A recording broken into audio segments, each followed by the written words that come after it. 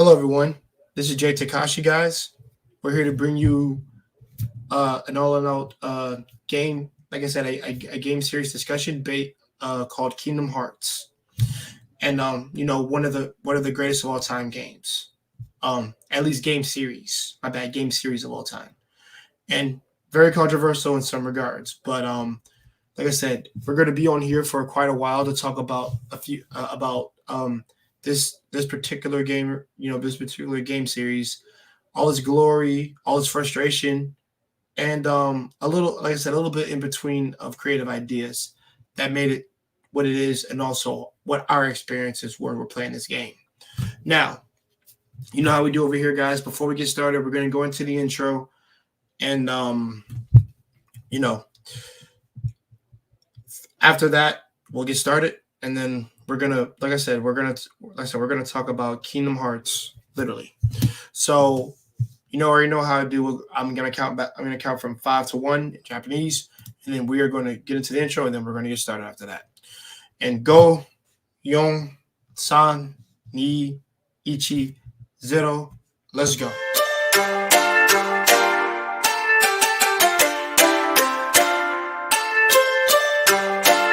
El Relo Woman.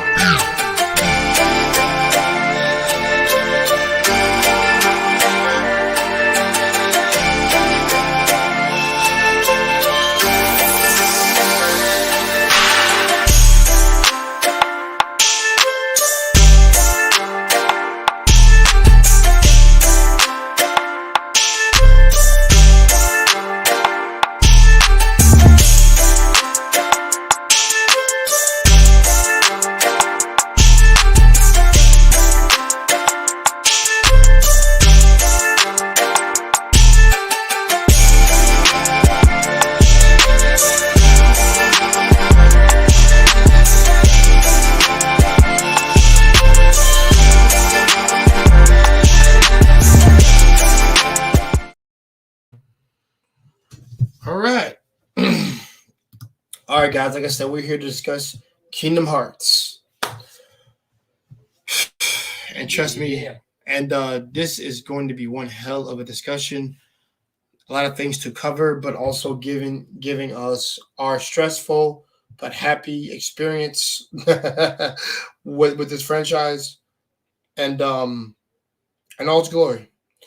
So first of all, we're gonna talk about how we got into this particular game series, and I'm gonna let my man Makoto Ryuji, aka Slick Ryuga, go first, and then I'm going to go next.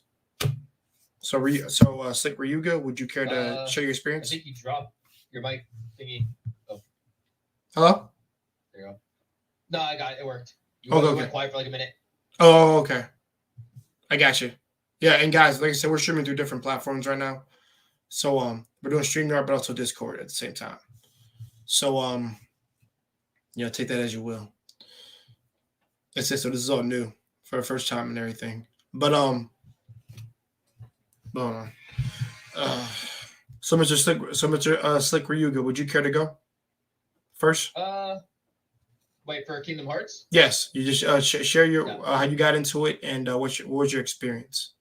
Oh, okay. Well, how I got into it was in the 5th grade. My friend Jason was playing the game. I was at his house. We were chilling, hanging out, and he was playing Kingdom Hearts. And I saw him playing as Sora, and he was talking like Goofy and Mickey and all that. I'm like, oh shit! Like they're in this game, and he's like, yeah, dude, you should try it. So I that's how I essentially got into Kingdom Hearts. I played it through a friend. And then I came to love the series with Kingdom Hearts 1 and then Kingdom Hearts 2. Mm-hmm. I played a little bit of Kingdom Hearts 3, but I didn't beat it. And yeah, that's my story. Okay. Well, so rather short, but I like that. I'm gonna see if I can try to match that. So for me, I got into Kingdom Hearts through an actual advertisement when there was the first PlayStation, PlayStation 1 or 2, I believe, when it was out. And I literally saw like the advertisement for the first game, and I was like, okay, I really want to play that. Unfortunately, I never got to play 1 when I was younger until I got a PS4. And I was able to go back and play. Sorry guys, water. But I was able to literally go back to play. I played Kingdom Hearts. Technically, I played two before I played one, so I went back and played it in order. You know, it was the 2.5 remix I played because after that I was able to play Birth by Sleep because of that. So I was able to play Birth by Sleep, Kingdom Hearts 2, and after that I got a 2.15 remix. I played all of that, and then I played Chain of Memories. I think it was Recoded too, but I didn't play Recoded. That's the one I didn't play. And then and that's what really propelled me to want to get into it because of it looked like anime. It was basically anime characters interacting with Disney characters, and I thought like this should not work, but it fucking worked. Simple enough, and then that's how I became a fan. That's cool. That's cool. Now, I would say before we get into our own gaming experiences, what were some of the things that you liked when you played this particular game franchise? Mainly the story, and then the fact that Mickey and all of them were in it, and essentially how they did they tied in Cloud and all of them from Final Fantasy. Mm-hmm. So I really liked the way they did that and how they made Sephiroth like a hidden final boss. So yeah, Sephiroth is one of my favorite villains. Period. Yep, Sephiroth.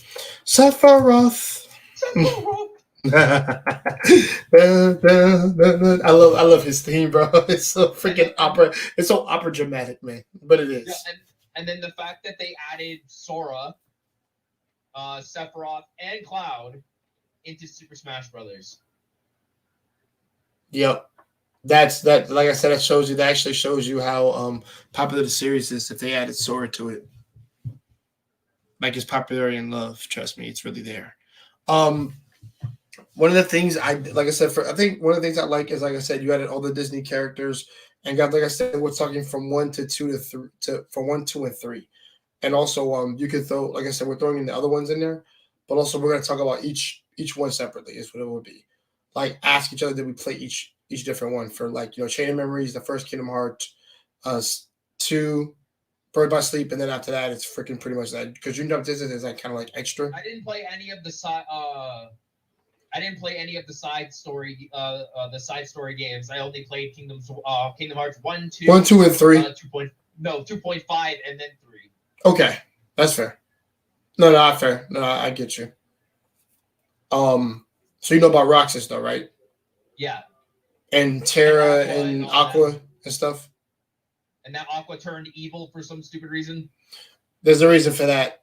Yeah, if you play Bird by Sleep, you know why she turned evil. But yeah, like I said, we're gonna get into all that, guys. I promise you.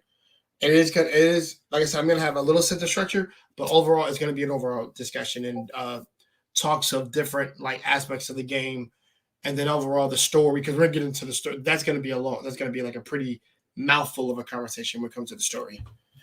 Okay, so the characters, the Disney characters, I like them.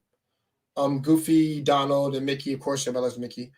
The combos you could do with them, I generally like because I don't think that mechanic was particularly hard. The first one I think was more of a challenge, is what I think it was, and I think too that kind of numbed it down a little bit because it didn't seem as difficult. A little bit of a challenge, but not to the challenge of Kingdom Hearts 1, is what I noticed. Whenever you had to do that dodging and lock-on system shit, I specifically remember that. You had to learn how to dodge really, really good before you don't get hit by Sephiroth. Yeah, Sephiroth was a nightmare if you didn't. He is a nightmare and a bitch to really, really beat. Man, I remember how frustrated I got through the game, bro. I almost threw my controller to the fucking wall. When you're young, guys, this is when you're stupid and young and you're hot-blooded. You throw your controller to the wall. You only do it when your parents are gone. Yeah, because if you do that shit, you're getting your ass beat on. You're getting your ass beat, and you're most likely getting your fucking counsel taken from you. Rightfully so, because you're wilding. But at the same time, if your father's ever a gamer, he can understand why you're mad. But at the same time, don't fuck up my wall, son. And that's basically this is what it was. That's the lecture I got. But just don't fuck up my wall, son. Don't get angry. All right, but Not only that, if you get in trouble for that shit, not only if you tried to ask them for it again, you wouldn't get it. But no, you you also wouldn't. were like, oh, you better have the money to replace it. Place my wall. Not only that, not just replace your wall, but replace the console and shit. Like your controller. Shit. Console or the controller. It depends on what it is, what you damaged. Hopefully you didn't throw it at the system like an idiot. It was just more so the wall of the controller you'd have to buy. Because I know motherfuckers went through like 8 controllers. Bro, it happened to me. Like, I got so mad once I chucked my PS3 controller at the wall in a fit of rage, and my dad kicked open the door. He's like, yo, what the hell was that? And he saw that there was a huge hole in the wall. Hole in the wall, yeah, I know he was pissed. Yep. Daddy was mad. Justifiably so. The hell? I'm not trying to fix this. I got grounded for 2 weeks for that. 2? Only 2? Yeah, I would have gave you a month for that shit. Because that's a wall. And plus, if it was damaged to the point, but yeah. But I'm just saying, me personally, because I'm gonna be like, because I actually now understand how much it takes to like get those freaking walls like fixed now. Oh yeah, they're paying. That's some money, man. I'm like, yeah. If you have a kid and they act out of stupidity, that's most likely happen. Yeah, most likely, definitely. But back to our scheduling program, guys. Like, I know you all were all fucking game ragers and just getting your controller, hitting the controller against the wall. That's another conversation with that itself, but it ties to this. Whenever Sephiroth would beat your ass, or if you lose in any game, trust me, you will be mad and pissed. You won't think rationally. Until you learn the attack pattern. Yes, you have to learn the attack pattern of Sephiroth, and then once you figure it out, you're able to beat him.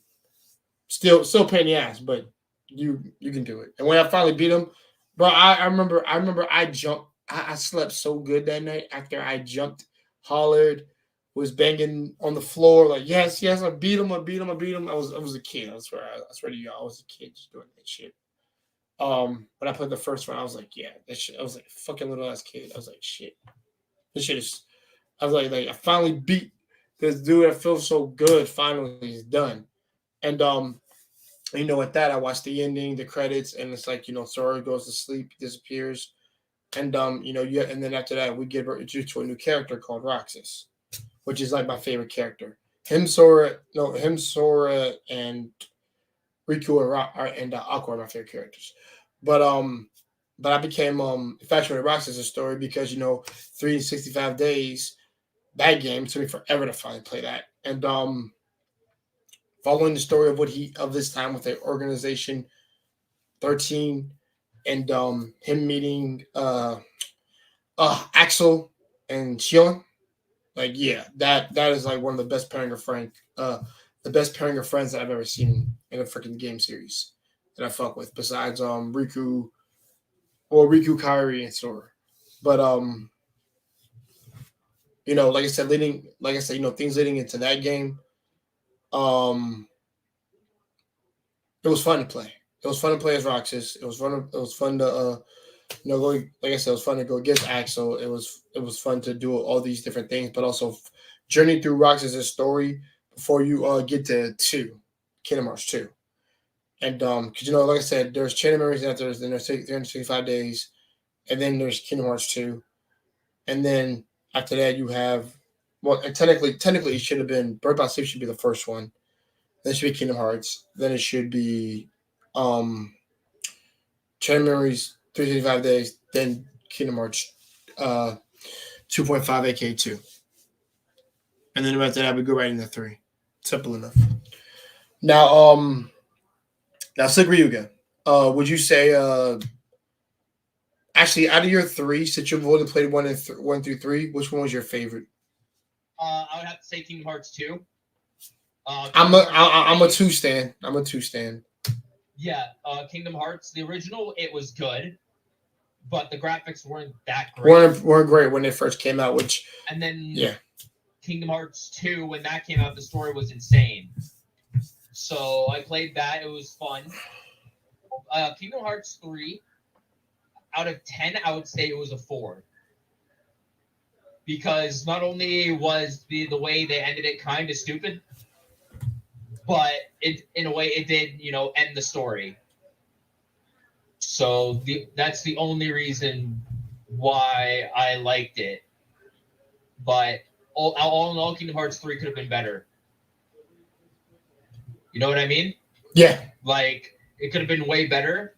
And like we were saying before the stream, that Kingdom Hearts 4, a lot of the fan base wanted Kingdom Hearts 4 because they feel like the ending to 3 was bullshit. Which was, well, actually 3 was the better ending of the two. Once you beat all of Xehanort's freaking like when you beat Ansem and all of them, like versions of himself, basically. Yeah. In different timelines. Yeah, like Zenmis and all of them. Like, yeah. Which actually I like the last boss fight. Like that actually was a challenge, bro. You know how much we had to go through just to beat all of those dudes? Literally. Yep. And I'm like, at least, okay, this is a challenge. I'm glad it's not over. Because it's actually quite fun. And trust me, it's challenging as fuck. Because I didn't have that shit on easy. I ain't had that shit on easy at all. I had that shit on the most extreme difficulty. Kingdom Hearts is not a walk in the park. It's not supposed to be a walk in the park.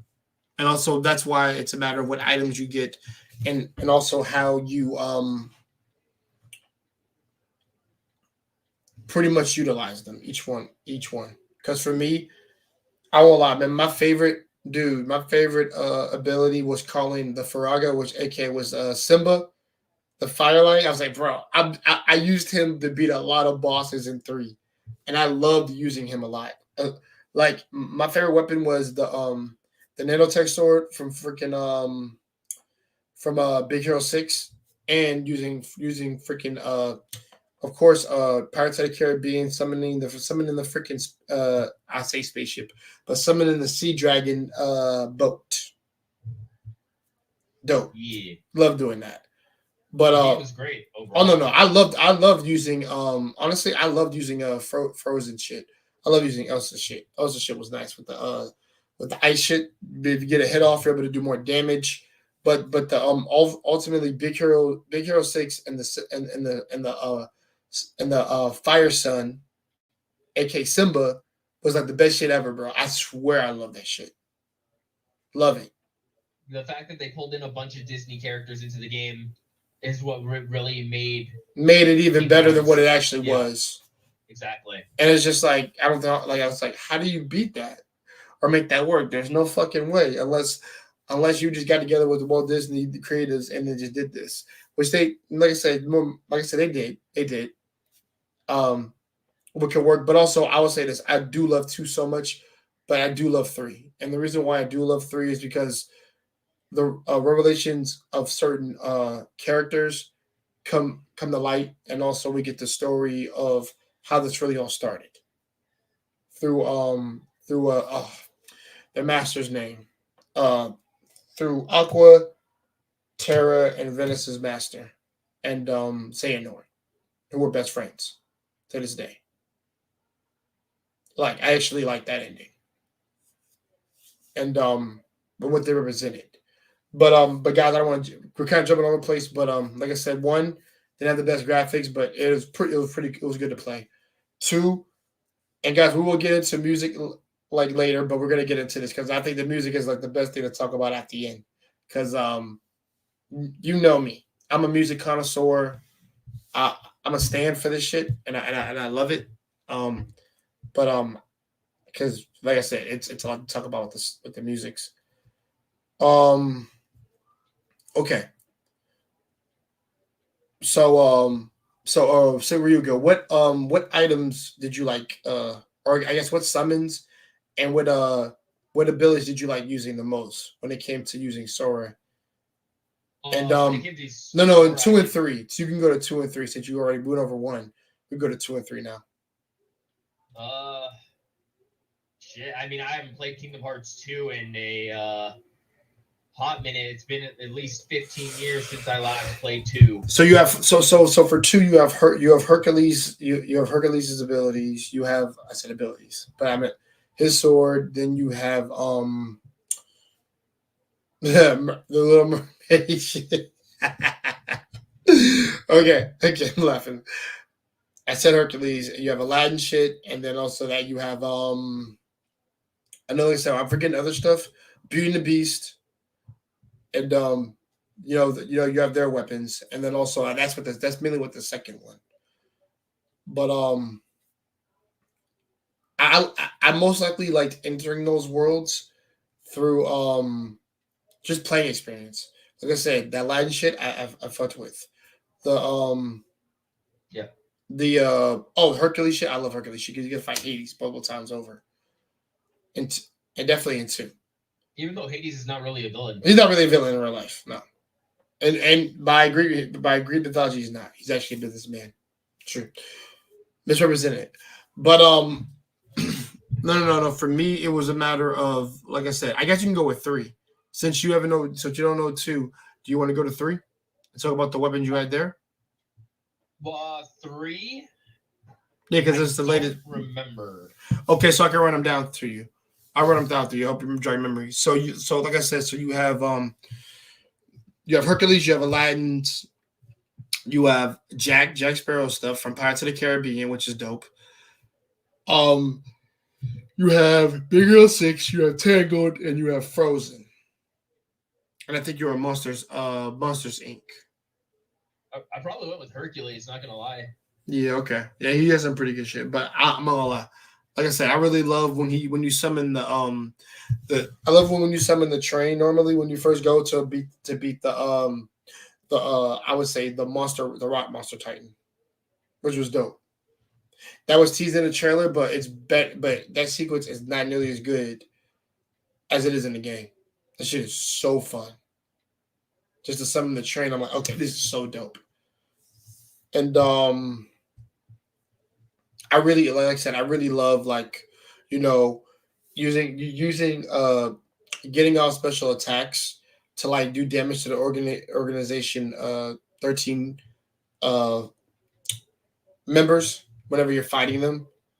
Like the guy that uses the freaking and guys, like I said, I'm talking about a conjunction of 2 and 3 right now, basically. But everybody knows in 2 when you fought like the dude that could use the water with his guitar and shit. Like, dude, shit was crazy. Like, yeah.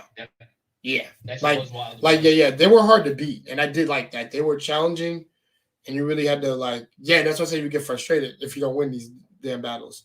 But like I said, the gameplay for it and so much my game experience with it was really relatively great for the most part. Frustrating it sometimes, but fun still, because the sequences just made that shit look good, and I was like, yo, this is so much fun. Especially when 3 just cleans it all up, and you're just like, okay, this is really, really damn fun right now, dude. Like, I'm summoning Simba, summoning Mushu, I'm summoning all like, bro, this is so dope. This is so good. Fun with it. Yeah, having too much fun. I love summoning Simba, bro. The fire lion, bro. And he's just like glowing like he's on fire. I'm like, bro, I got the sunlight. I'm just beating all y'all on that. I'm talking about when the boss comes in. I beat him. I use him on the boss battles because you're allowed to use the summons and stuff like that. But using Elsa's like ice, like I said, ice shard blast, and then just like using it for like other attacks or just like for like scatter blast and shit. Like shit is so fun. Like I actually like the utility of using their abilities. Like it's really freaking awesome. And I think that mechanic system worked, made it even better than what it was. Yeah, then you can spam that shit too. Yeah, you can. You can. If you need to win, just do that. Take away the fun of it, but you're not wrong. Because we gotta win. You gotta win, you gotta win. I guess we can go to okay, so what do you think of the Organization 13 specifically? Organization 13, I think they were a genuine threat. But outside of that, they were pretty okay. Okay. Yeah, I think for Organization they do struggle a little bit of fear in terms of stuff because they have unique. I think I like about them is that they have unique character designs. At least they all look the same. Ansem, freaking Zemis. Like I said, guys, like I said, we don't know all the freaking names by heart. But hold on, give me a second. Because like I said, we have the names right here just in case we ever had a problem. So I can just name them all. And if you exclude Roxas, then that's not maybe 13 anymore. But or more like Organization 12. But okay, here we go. So we got yeah. Hold on.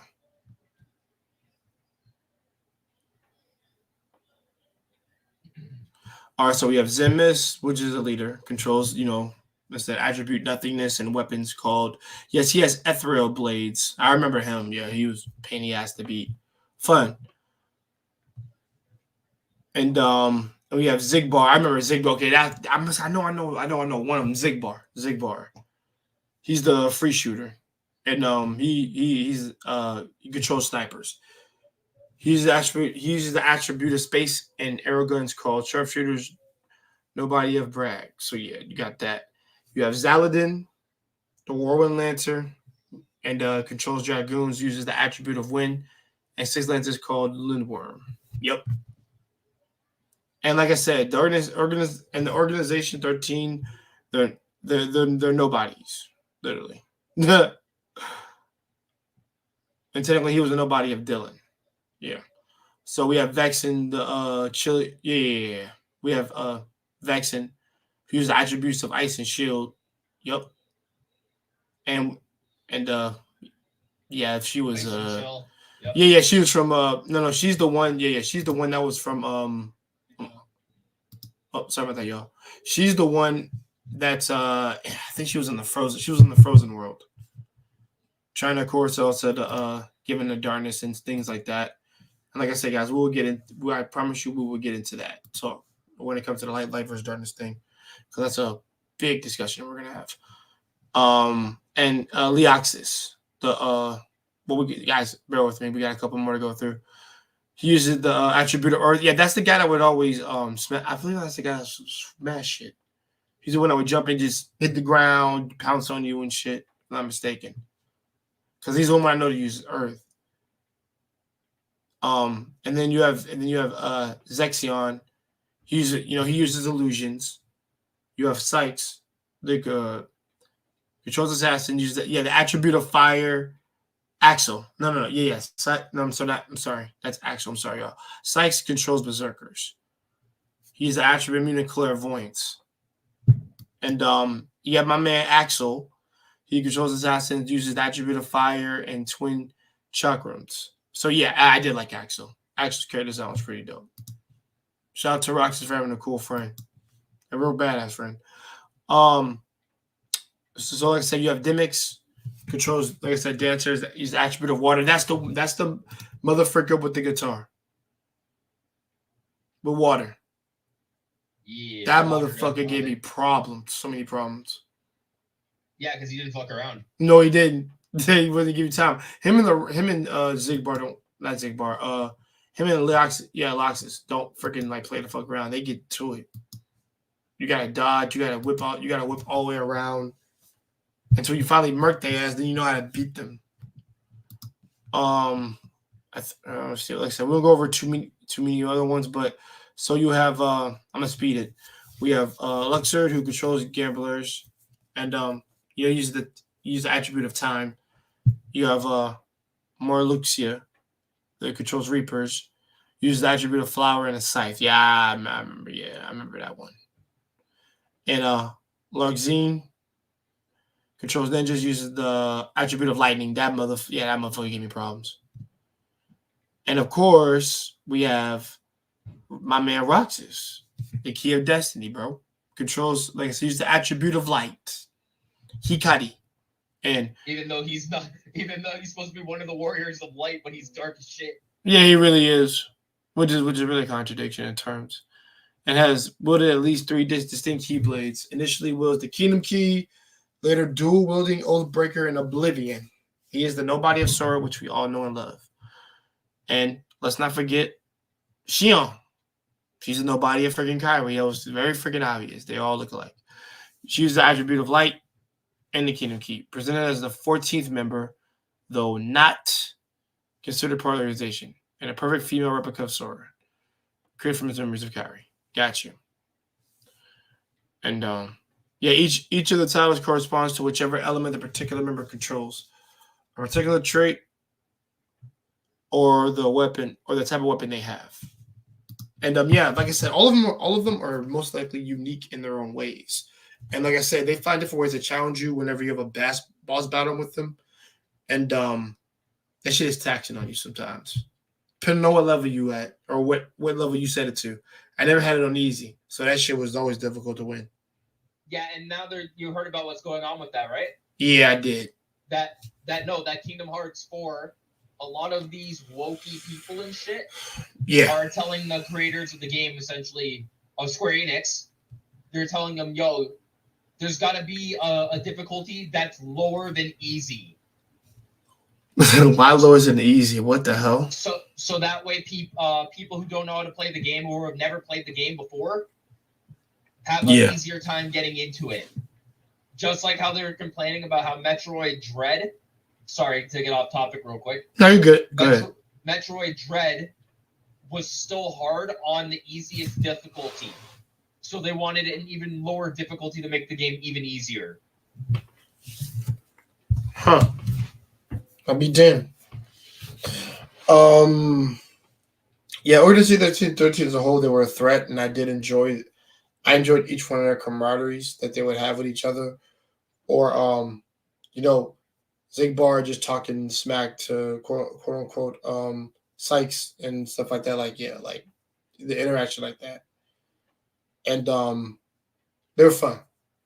They're really evil. They set out to do what they tried to do, but also, like I said, the unique characters out of each one of them was well thought out, and I did enjoy that.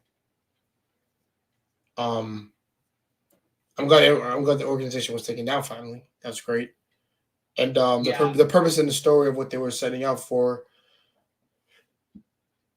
was thoroughly thought out. Go ahead, Ryuga. Say it again. Yeah, Kingdom Hearts 4 though is kind of from what I've seen of the trailer so far, the fact that it's hyper realistic caught me off guard. Yeah.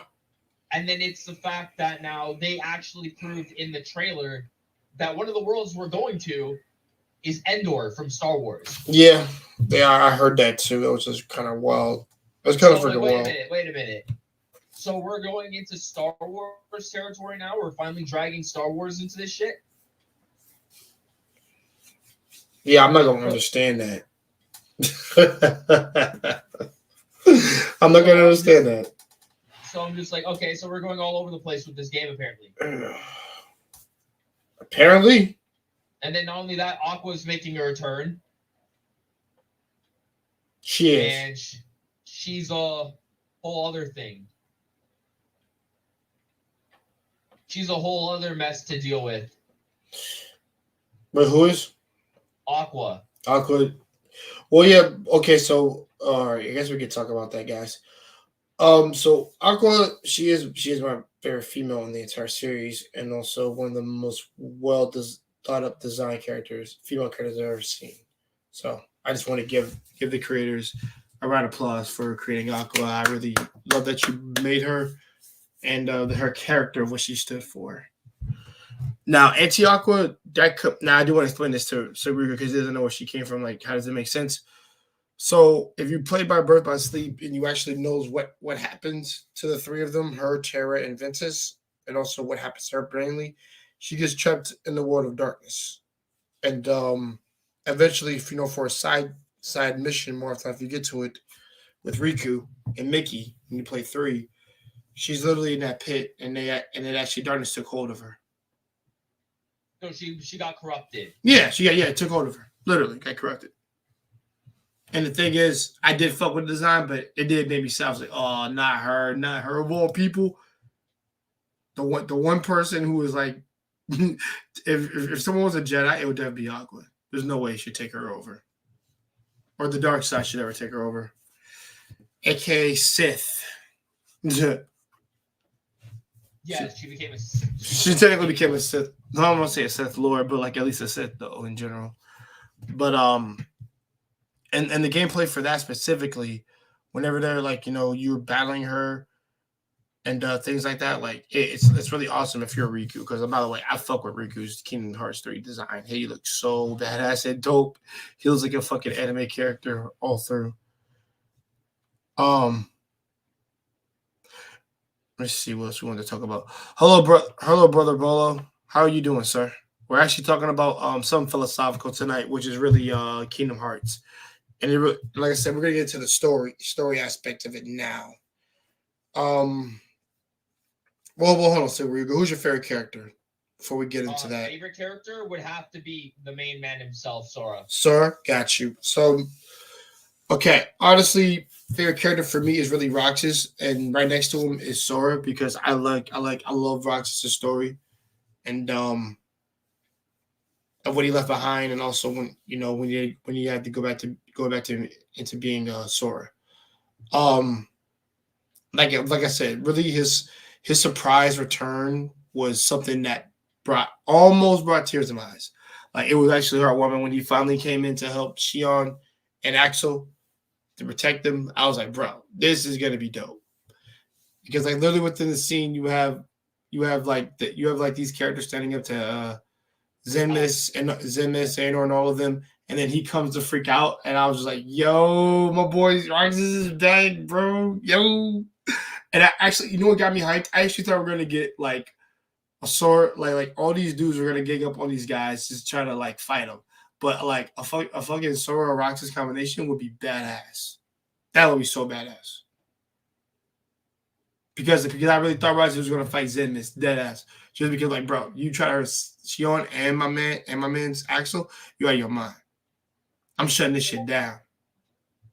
Hey, you're out of your damn mind. Yeah, he's really out of his damn mind. I'm like, bro, you think I'm just gonna let you hurt Shion? Axel? You wild. These people are of a core reason of why I'm still alive. Sora's the reason why I'm alive, and is the one that said I deserve life, even awesome. Like, so I'm not gonna let you hurt these people, dude. Let alone my own group of buddies right here. I'm like, nah, I'm about to take you out. I think, and I was getting hype off that shit, literally. Like that was a hype moment, definitely well earned and well received. And no, and like I said, what leads up to that, was Roxas chilling with the friends he met at Rewinding Town, if I'm not mistaken. That's the name of the town, y'all. Rewinding Town, when you have to go there. At least in Kingdom Hearts 2. And like I said, I can't remember. I don't remember the name of the town, Rewinding Town, maybe. But no, but all in all, man, there are a lot of characters in the story that I really love. And I think Roxas' story is the one that made me like him the most. And I love Sora. Everything that I have, but I just love Roxas a little bit more, just a little bit more. But I would say after 3, Sora's probably my favorite character. Because of his journey and his struggle, and also him learning from all these Disney characters to be some even, to like be stronger, be better, but also remember, keep to the core root of yourself and everything like this. So I guess we can get into the story now. Even though we kind of been dancing around it a little bit. So Ryuga, what'd you think of the story as a whole for 1 to 3 since you just played those? What do you think of that? From 1 to 3, I thought the story was fairly amazing, and the build-up from game to game to game was great. And the way they added so many characters and they kind of broadened the world and expanded the world was also another key reason to why I liked the game. Yeah. And then the fact that they gave every character their own kind of like story arc and their own developing story plot to broaden the world and to broaden the game in its entirety. Yep. Great. Yep, that's definitely true. Like I said, Kari got development. Oh, well, actually, no, Riku already had development prior, but he got more development here. Sora got development. Rise got development. Well, not just by him coming back, but also what it meant for them because of their past history with Organization 13, and also the events of what happened afterwards, back in old Kingdom Hearts 2. Not mistaken. Yeah. And I literally Roxas had to climb his way back to his friends because they were in danger and they needed his help because of the bond / love and friendship they have for each other. Yeah. And that's why I really messed with Roxas in terms of that. Now, if I'm talking about favorite female character, it's Aqua. It's not even a question. At least when I played Birth by Sleep, I was impressed by how much I love Aqua. Like Aqua as a character is amazing. She's not just pretty, y'all. And yes, Jay does have a thing for short hair girls. This has always been his thing. But Aqua was an intelligent fighter, keyblade wielder, and she had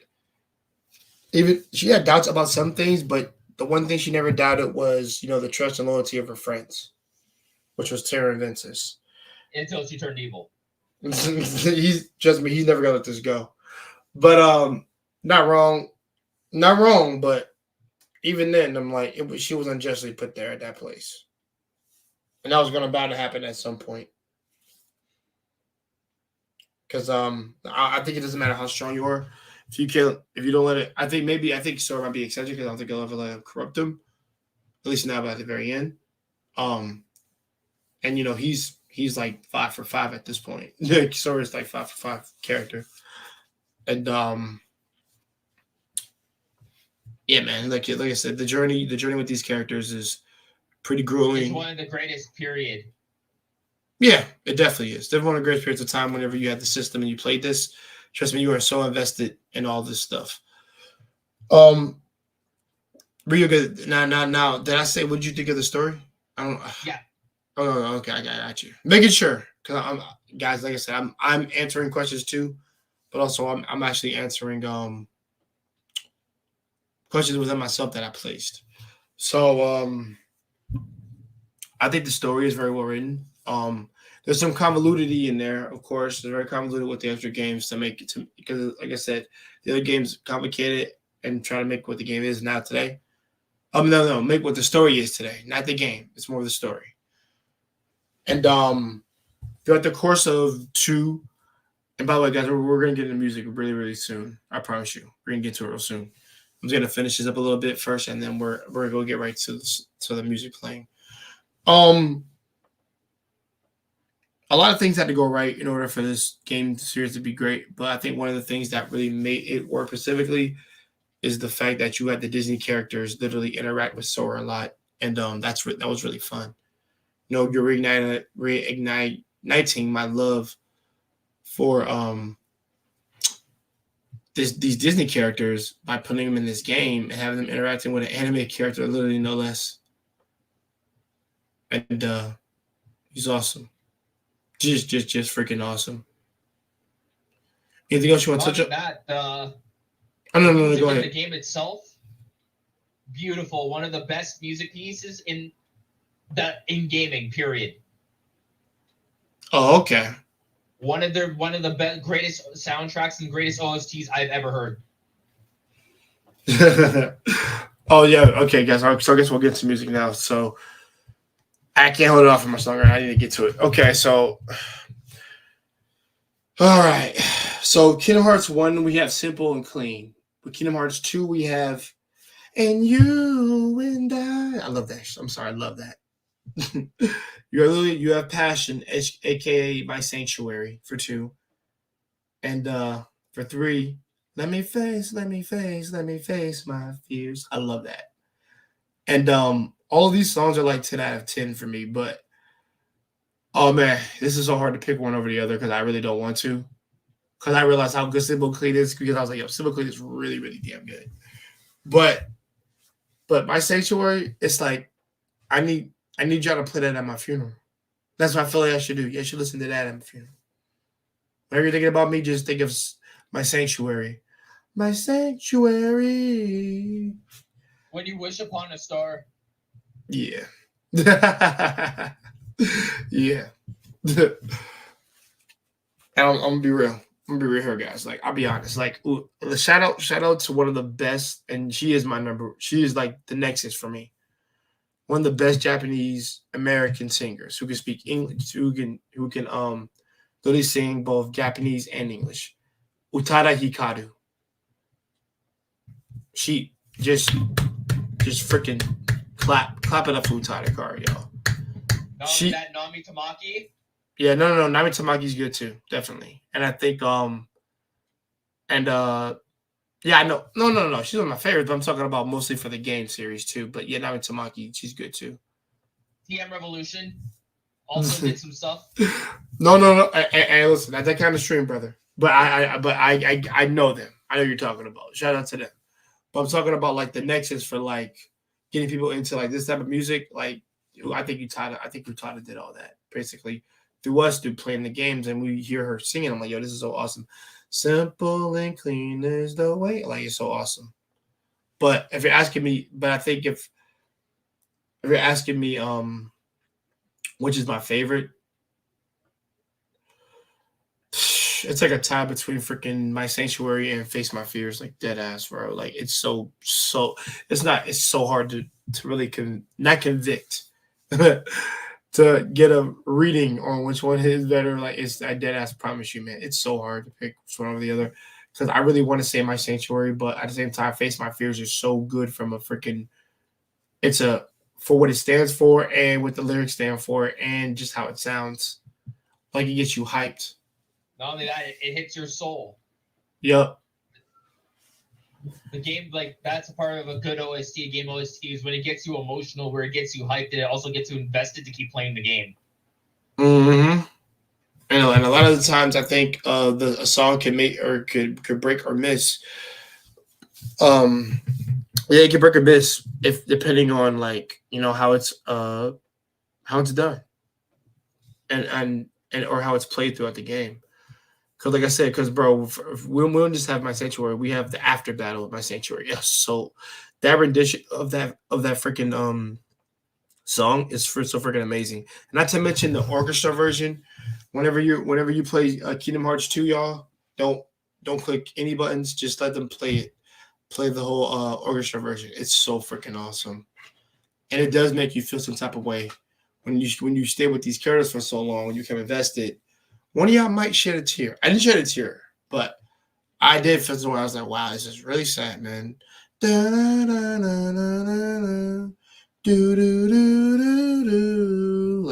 dead ass, bro. Like, I'm sorry, man. Nothing is topping that, bro. For me, that's why I think I love 2. The music in 2 is just so good, man. Like my Sanctuary is just like rocking out all sections of that damn game for me, and I'm just like, I walk away just. Why not walk away always thinking for Kingdom Hearts 2 and then 1.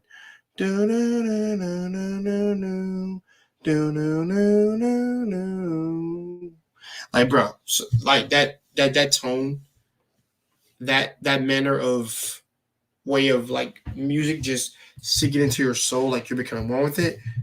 I'm sorry, man. Nothing beats that feeling or that note. But Face My Fears is not Face My Fears is not trash. I promise you, it's not. Or fodder. It's freaking amazing. It's so simple and clean. But I'm sorry, man. My Sanctuary still hits to this day, bro. And I freaking love Utada for coming out with it. Thank goodness. All right, Mr. Ryuga. Anything that we haven't touched on that we need to touch up on? I think that's about it for now. Anything else? Oh yeah. Related? Oh no. I actually do have something to particularly talk about when it comes to this. Like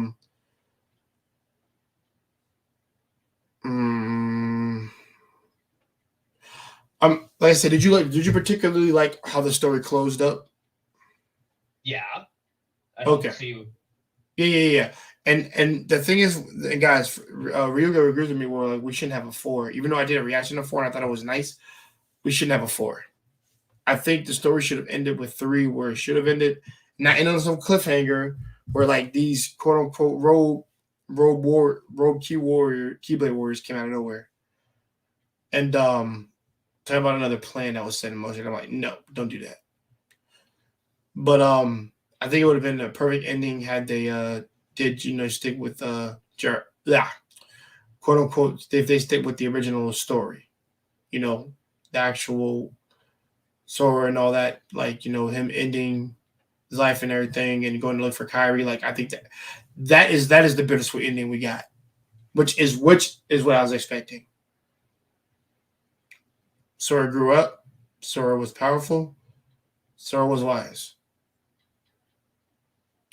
I'm never gonna take that away from like the character Sora or the character Roxas and what they stood for, because they stood for really deep things that's needed a lot of today in society.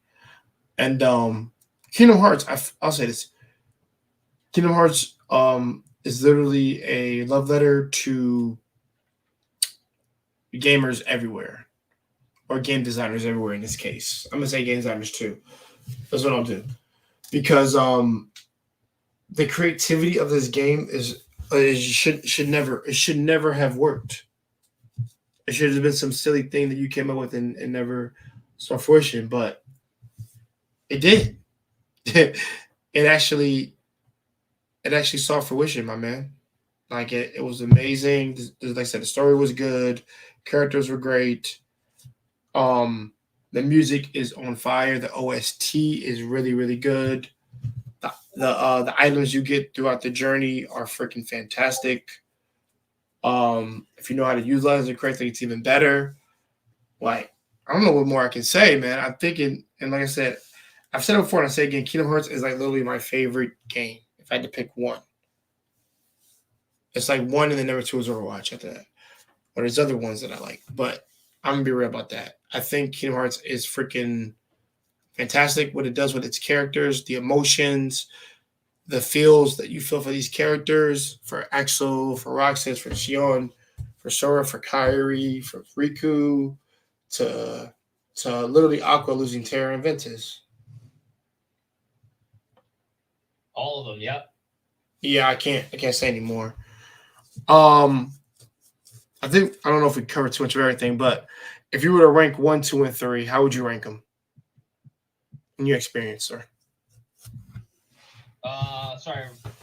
Say it again. I said if you were to rank 1, 2, and 3, how would you rank it? Would it be 1, 2, 3, or would it like Kingdom Hearts 1, 2, and 3? What order would you put it in that makes it your 2, favorite? 1, 3. Say it again. 2, 1, 3. So it's 3 or one way. 3. No, 2 is my favorite. 2, like overall. All right, so it'd be 2, 1, and 3. Okay. Yeah, 2, 1, 3. I'm gonna say 2, 3, and then 1. That's what I'm gonna do. Just because I think 2 is still amazing. Probably one of the most coherent stories of all time. And just my experience with 2 was literally I was literally a kid in a fucking candy store. The same could be said for 3, 2 for me because particularly I like the game so much that I end up relating more to a lot of real life topics based on it. But also I love the character interaction between the characters. Like I think it really worked. And also it also got a chance for you to show off your skills of how good you get whenever you get all the items that you need to get. Whatever world you enter, you get what Keyblade sword you get to use and things like that. Like it's amazing. So I do want to point that out. And also, like, this story, like Kingdom Hearts touches up on light and darkness a lot. You have the nobodies and you have the dark creatures. And also, the like yourself can be corrupt. You can be. It's just, I guess, how you seek actual help from a person that can save you. But, like I said, the story of this is literally the story of light and darkness, which is the theme that we've gone with for most mediums. And with this one was done differently because sorry.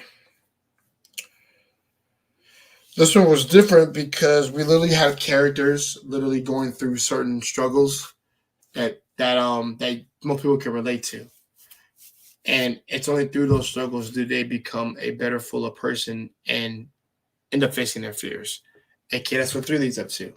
Now with 2 specifically, for me, I just had a blast. I had a great time. And I think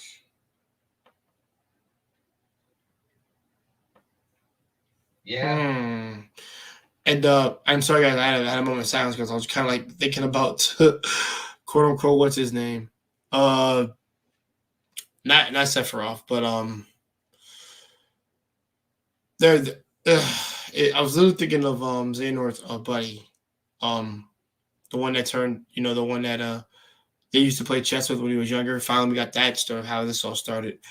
and it was wonderful. It was really, like I said, it hit you on all the feels, and also it had a conclusion, and I thought it was a perfect ending to the actual game series for Kingdom Hearts. And to this day, I think you can learn a lot from that game, a lot of world concepts. Kingdom Hearts teaches a lot of shit. Teaches about betrayal, teaches about love, teaches about trust, teaches about friendship, life and death. There we go. It's yep. And what? How do you channel your resolve in this darkened time? So, Yep. so anything else we need to cover? Because I think we could you because we want to talk speculation about 4. 4, I don't honestly. We won't know really. Yeah, we won't know, but it's more speculation. But I'll say this: it looks like he's in the real world. The video looks like he's somewhere in Tokyo. Yep. I mean, that's the best thing I can say for that. I will say this, Mr. Slipper Ryuga. Were there any other things you wanted to talk about specifically? Like you just talk about Gundam Mercury? Yeah, the latest episode of Mobile Suit Gundam Witcher Mercury was absolutely crazy, and the fact that they unveiled a brand new Gundam that we've never before seen, and the name for it is a homage to a game series called Toho. Yep. So I remember Toho. Yep. Yeah. So the name of the mobile suit is called Gundam Bullet Hell. Yep. So, yeah, essentially it's just a black, red, and purple mobile suit that has the Dragoon system that allows it to fire off multiple drones that shoot lasers from the tips of them. So the latest episode is really, really great. You should give it a watch. And other than that, I got really nothing else to say. All right. I'm currently caught up to I'm currently caught up, and the main character for Literally Gundam, she's solid. She's not anything. She's not great or anything, but she's growing on me. So, she's got to fix her anxiety issues. Then she'll be good with me. It's literally the fact that they the game is all what do you call it? It's more in like a high school setting, right? Yeah. So it's a Gundam series that goes off not off the norm of Gundam where it's like a whole war and all this shit. It's more or less like school kids in a school setting while also piloting mobile suits. Right. So and I will say this, like getting there is one more thing Kingdom Hearts I do want to talk about. And I guess hold on, give me a second. Sorry about that. I gotta get more real quick. of course. Yeah. I had to. There we go. I got it now. We're good. So let me take a little sip of water and then keep going. I tell you guys, when you talk a lot, trust me, your throat gets dry as hell. Yeah, man. Oh, I needed that. Other than that, we'll have to wait and see really until part 4 for Kingdom Hearts drops. I don't know if it's either going to drop later this year or late next year. I'm going to say late next year. No, hold on. I'm going to say is like the whole game. I'm talking about promotion for it. Probably will be somewhere in the mid, like next E3 and things like that. Probably not until probably winter next year. Okay. Probably, I'd like to think. Yeah, I think I think the thing is with Kingdom Hearts, you get attached to all these characters, and I think it was that love and attachment that made people want it over there in Japan, most likely to want that pretty much pushed them to want to make another one. Because, like I said, I think it's going to be a perfect ending. Personally, I think it's perfect. It's my opinion. I think it's a perfect ending. There's nothing else that needed to be covered, for being real. And the the whole, like I said, the whole light and darkness, like yin and yang aspect of everything. So you're the nobody of someone, things like that was a very true and tried statement that is real, and that's so real in its genuinity. Because I think everyone can understand the fact that, like, if you're nobody of somebody, do you have a life? Do you have a soul? What are you? Physically, are you soulless? Or do you have a soul? So, Roxy struggled with that, and a couple of other characters did. Yeah, dude, like, literally, I think Kingdom Hearts, I'll say this. I'll say, so my ranks for all of them, I did say which ones were in order, but I guess what number I'll give it. I'm going to give 1 a 7.5. I'm going to give 2 probably a 9. And I'll give 3 a 9 too. Like I said, man, as close as you can get to a perfect ending.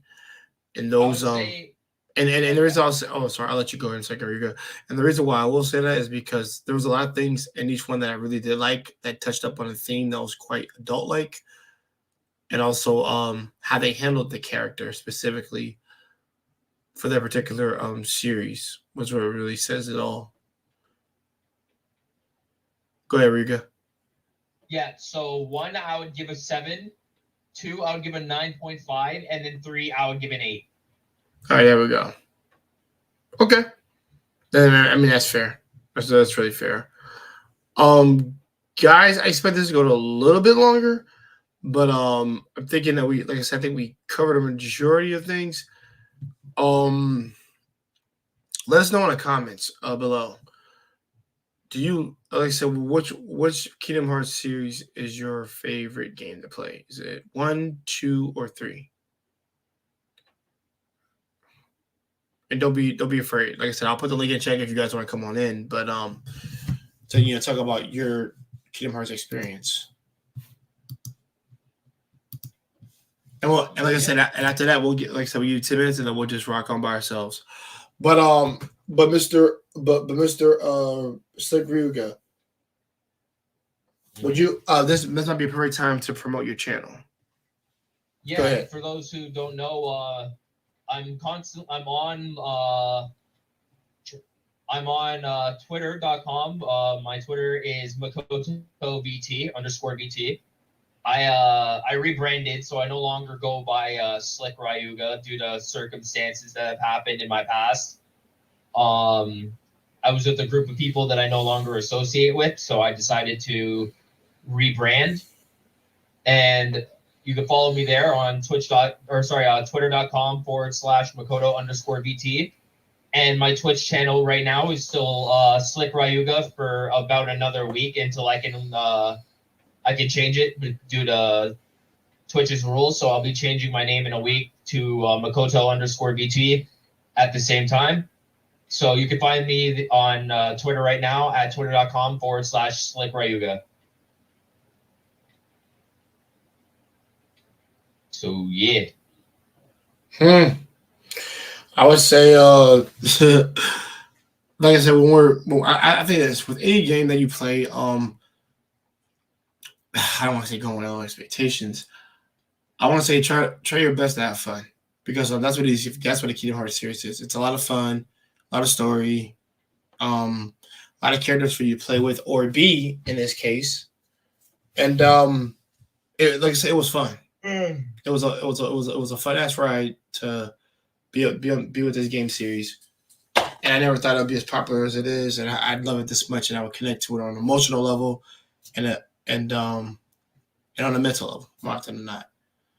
But guys, please, like I said, just well, like I said, we'll be on for another 5 minutes. Whenever you're playing a game, I would say give it the benefit of the doubt. Do reviews on it. Check to see if it's really, really good. Because, like I said, in a couple of days, I'm going to be playing Sonic Frontiers, y'all. And so will I. I have the capture card for it. Yeah, me too. I have a capture card for mine, and I might stream it. The first, game, beginning of it. After next week, the week after, Pokemon comes out as well. Okay. You want to talk about Okay, do you want to talk about what you expected from Sonic Frontiers, and let's talk about the Pokemon thing last. Yeah, so Sonic Frontiers, because I haven't played it yet. I haven't even played the demo for it. But from what I'm hearing from people who've already have the game a week early, the game is insane. It runs at a smooth 60 frames per second. Nice. And the story is off the charts. So a lot of people are saying that Sonic Frontiers is the game that's going to bring Sonic out of the darkness. Because the last few years of Sonic games were dog shit. Well, I won't say they were dog shit, but none of them were holding up with that Sonic Forces shit, which I never played Sonic Forces, so I'm not going to now. The last Sonic game that I played was Generations. Generations was really, really good. And I enjoyed that way too much. From playing from the old school Sonic to the new Sonic, where it's like point of view and things like that. I love that. That was nice. Because I was like, because remember, guys, I'm a '91 kid, so I remember a point in time whenever we had I remember a point in time where we legit had Sega Genesis, and you can get to a certain level, and if that shit overheat or freezes, then you pretty much fucked. You guys are all over again. Yep. That was the fucking struggle when you were fucking young. But the thing is, like I said, I have Sonic Forces already pre-ordered here on my damn Switch, and I already downloaded, so I can't play it yet. I got like a couple more days before I'm allowed to. And then when I do, I'm gonna capture cards. Did they take the money out of your account yet? Yeah, they've been to. They should have already. Yeah, I'm just gonna buy it online. Because remember I bought it online. I didn't buy a physical copy. I said fuck that, just get it digital. And it's actually my Switch is and my TV is turned off now, but I'm pointing it to it because basically my Switch is right next up here. But yeah, like I said, guys, I have this game now. I'm just waiting for them to let me play it, and once I do, I'm gonna just fucking go right into it, and I will capture card it too on this channel. It's gonna be like my first it's pretty much my first all point of view gaming stream. This is what it's going to be. I won't be on for very long. I'll make it probably about an hour, and after that I'll stop it, or maybe like 54. And also, guys, we will I'm still Ryuga. So for the announcement, we're gonna tell them we will also be doing a Mario Kart stream, playing stream. Yeah. So you can see us all play Mario Kart and just rage and be crazy and have lots of fun with that. We're gonna be doing it through a capture card and shit like that. Yeah. So yes. We'll be I think you Takashi will be doing it through YouTube. I'll be doing it through Twitch. Yep. But make sure you guys stop by and watch us have a blast in Mario Kart. Yeah, please watch us or Smash Brothers. It could be either one with me. I can have both. But the Mario Kart thing I do want to play because I want to play more people online because I've been playing a little bit of people online. And like I said, that shit is too fun to play. Ever since the 64, everybody reminds me so much of the 64. Besides the new stages, reminds me of the 64. Are you ready, by the way, for that? Let me play that. Say what? For Mario Kart, are you ready for that? To do that, yeah, I'm ready. No, yeah. The new DLC drops. The new DLC? Oh, okay. What, another course is dropping? Because we have the two new ones right now. Course Pack 3 comes out November 30th. Yeah. Yeah. I'm ready for that. The Moon and the Rock Cup. Oh, yeah. I gotta. Oh, shit. Hold on. Pardon my French, y'all. Let me. You know what? Since we're here, I'm just going to check to see if it's up here now. Because you said it was November 3rd? November 30th. Oh, 30th. So we have a while. At the end of the month. So it'll be the Sun and Moon course. Oh, that's dope. And one of the many Moon and Rock. That's nice. But everyone's we're all talking because in the Moon Cup, what was the name of one of the most fan favorite stages in Mario Kart period? Moon View Highway.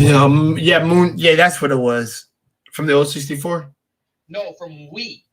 Oh yeah, Mario from Kart Wii.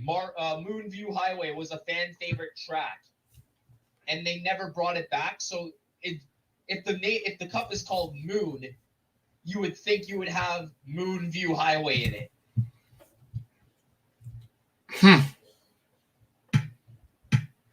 Didn't know that. Actually, I didn't know they had one for the Wii at the time because I never had one. Yeah, it's called Mario Kart Wii. Where do you think Coconut Mall came from? Coconut where? Coconut Mall. One of the names of the DLC tracks is called Coconut Mall. Is that based on that coconut little mini thing? No, it was based on the mall in Mario Kart Wii that you drove through. It was called Coconut Mall. Yeah. Okay. So they brought it back and remastered it. But yeah, man. Thanks for having me on the stream again. Oh yeah, Ryuga. Oh no, I got you, Ryuga. Before you go, you want to talk about the new Pokemon Scarlet and Violet? Real quick? Yes. Pokemon Scarlet and Violet is set to drop not next week, but the week after, so November 18th. And from what we know so far, the game is going to be insane. There's going to be 18 gyms. And then on top of that's a lot of fucking gyms. I'm gonna lie. A gym for each type. That's wild. But 18? Yeah, 18 gyms. What was that? Jihachi in Japanese, yeah. That's fucking crazy. Yeah. So, from leakers, we don't know if it's true yet because they haven't showed the starters' evolutions yet, but their typings have indeed been leaked. So for Grass Sprigatito's final evolution, we don't know the name, we don't know the look, we don't know nothing. But its type has been confirmed. It is Grass Dark. For the Grass Leopard one? Yeah, no, the cat. The cat. Well, yeah, I'm sorry. I guess I say it's a leopard because I'm going off like fan art of its final evolution. So okay. From what sources are saying, it's gonna be something like a Puss in Boots design. So it's gonna go from being on all fours into standing on its hind legs. On its hind legs, and it's gonna be like a Puss in Boots kind of feel to it. You know, sword and has like a rapier and shit like that. From what we're hearing. So that typing is going to be Grass Dark. For the Fire starter, we're getting mixed reviews. It's either going to be Fire Poison or Fire Fairy. And then for the Water type, it's already been confirmed that Quaxley is going to be Water Fighting. And that typing is sick. Mm-hmm. But we haven't seen the final evolutions of the starters yet, and I don't think we will until the game comes out because we are about a week and a half before launch, and we have not seen the starters' final evolutions yet. I think they're going to keep it a secret until launch. So I can't wait to see what happens in this game because every game prior, the starters' evolutions have been leaked, and we actually see images and all that, and we haven't seen anything for them. So it's a breath of fresh air for the Pokemon games, but this is the first game that allows us to have open world multiplayer through the entire adventure. And by the way, the game is not holding your hand this time around either. You can go literally to any part of the region at the very start of the game. I like that. So you can go sign me up. Anywhere. Sign me up. I should pre-order. I should be sure to pre-order that. Bro, me and my friend already pre-ordered the double bundle and we paid it off. It was $200. Of course it was. So he's getting. Wait for your Switch, right? For Switch. Yeah. I'm getting Violet. He's getting Scarlet. The Shadow Guy should have won. Maybe I might get Scarlet. Scarlet's the green one, right? Or no, that's Scarlet. No. Scarlet's the red one. Say what? Scarlet is the red dragon. Red dragon, and then And then Violet is the purple and blue dragon. Purple and blue dragon. Okay. So, and here's the typings. So for the Scarlet's legendary, he's dragon fighting, and then Violet's legendary is dragon electric. Dragon electric. I like that. That's pretty dope. Yeah, but we've already gotten a dragon electric type in the past. That was Zekrom. That was where? Zekrom, Gen 5. Oh, Zekrom. Yeah. He's electric. And Rash. I love Rash. Reshiram was fire. Yeah. And then Reshiram was fire dragon. I fuck with Reshiram's design more. It just looks more dope. And then Kyurem is ice dragon. Well, who's the ice dragon? Kyurem. Which is the mix of both Reshiram and Zekrom. He was the original dragon. Oh, okay. So they were split. So in Univa's lore, right? If you Yeah, and by the way, explain it for me because I've never played Black and White. But go ahead. Okay, so in the ancient past, there was once a complete dragon named Kira, right? But the two brothers who owned the land or owned the nation, they were like princes, right? Mm-hmm. Had different ideas and ideals, right? So when they met the dragon split himself into two different dragons.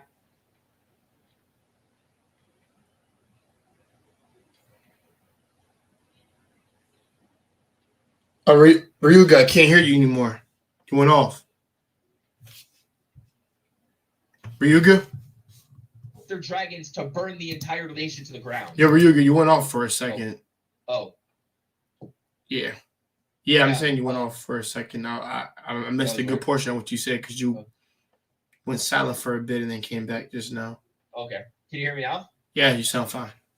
Okay, so what I said was in their lore, in Univa's lore, there was a kingdom. There was like a giant kingdom, all that shit, right? And there were two princes, but they had conflicting ideals, conflicting ideas. So they met the dragon, the original dragon named Kiram.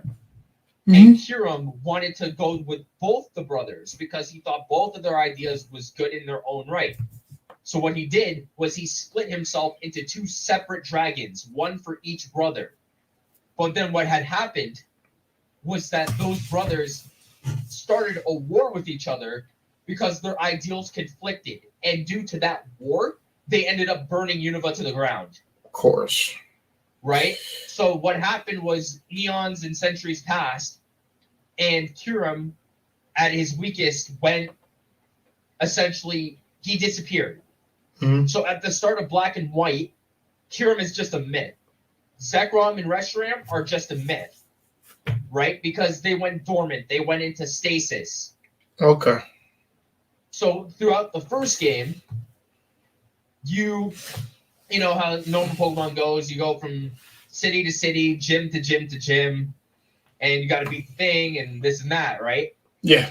But at the very end of the game, when you're at the Elite Four and you think you're going to fight the champion, the villain, which is actually one of your friends at the beginning of the game, his name is Ed.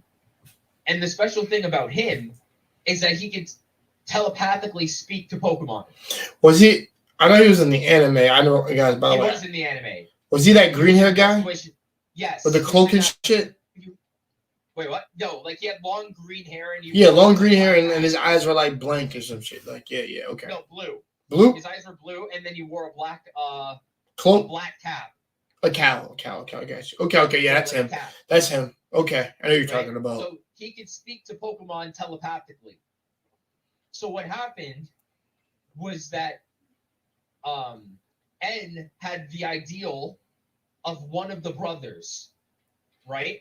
And you, the character that you play as, has the ideals of the other brother. So you see where this is going.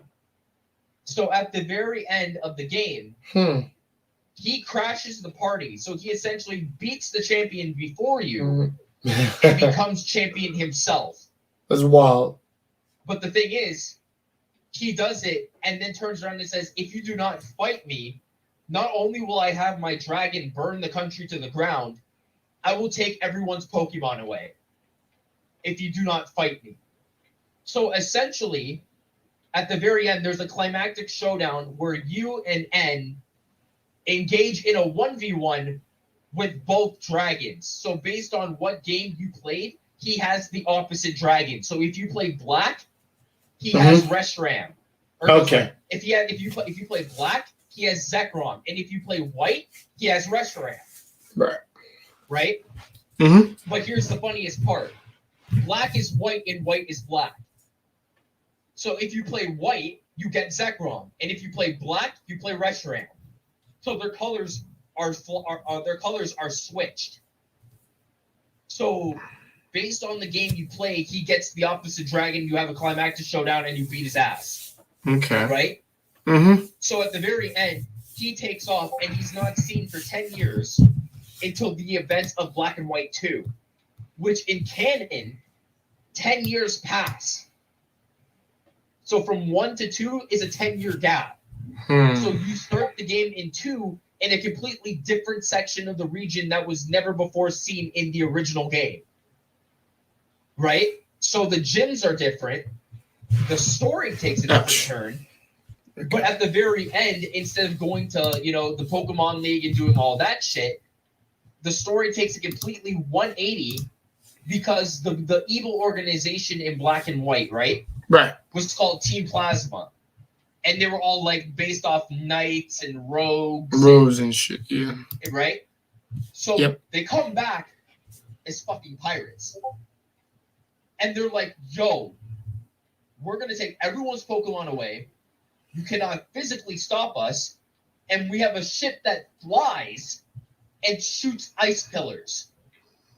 So essentially, if you want I'm sorry, I'm laughing at that. Yeah, because here's the thing. Your leader, N's father, gets this. You beat his ass in the first game, but then he disappears and comes back in the second game as the big baddie of the story. Right? Yeah. But he ends up finding Kyurem in a place called the Giant Cavern. So inside the Giant Chasm.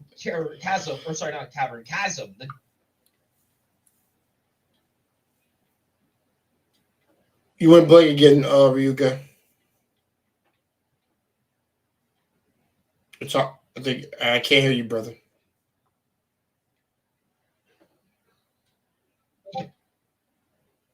Yeah. Yeah, I hear you now. Continue what you're saying. So Getsis used what do you call it? Getsis used Kyurem as a living weapon because Kyurem's ice is so cold that if it hits you, you're automatically frozen. Right? So he was using Kyurem essentially as a living weapon to try and conquer the world. So essentially, you have to stop him and his terrorist organization before they get out of hand. That really sounds like Kingdom Hearts. You gotta stop Organization 13 more often not with these from getting in the way of you trying to collect all the key pieces and then things like that. No, but it's not even that. You got to stop them from distinctively hurting people and taking their Pokemon and stuff away. Oh, okay. So Getsis is one of the biggest bads, like, period. He's worse than Giovanni. And Giovanni was just a Pokemon kidnapper, if you think about it. Because Team Rocket was an organization that went around stealing people's Pokemon. Yeah, I mean, that's what they were known for. They weren't trying to create higher power or whatever. It was like, yeah, just give it to Pokemon. Yeah, Getsis essentially wanted to become a god and rule over humanity. Right? And man, everybody got to try it out once. Not you, but certainly the villains are going to try that shit out once. Yeah, I find it funny. And at the very end of 2, shows back up to help you, the player, because you get... What happens is that when you confront Getsis, he gets Kyurem to attack you with this attack called Glyciate, where if it hits you, you're essentially dead. So in a Pokemon game, the main villain tries to kill you, the character, because he doesn't want you getting in the way of his plans. So N comes out and saves you, but what happens is that they added a gimmick to Pokemon that was never before seen at the time. They introduced fusion. That's true. So Kyurem had an ability to fuse with one of the 2 dragons that you or N had. And based on that, it took the characteristics of that dragon and it took its typing. So nice. Kyurem, if he absorbs Zekrom, he becomes Electric Dragon. Right. But if he absorbs Reshiram, he becomes Fire Dragon. Right? Mm-hmm. So they essentially added Pokemon Fusion to switch up the whole thing of Pokemon. And then ever since things got out of whack with that. Because after Gen 5 was Gen 6, which was Mega. And then Gen 7, which was the Z moves.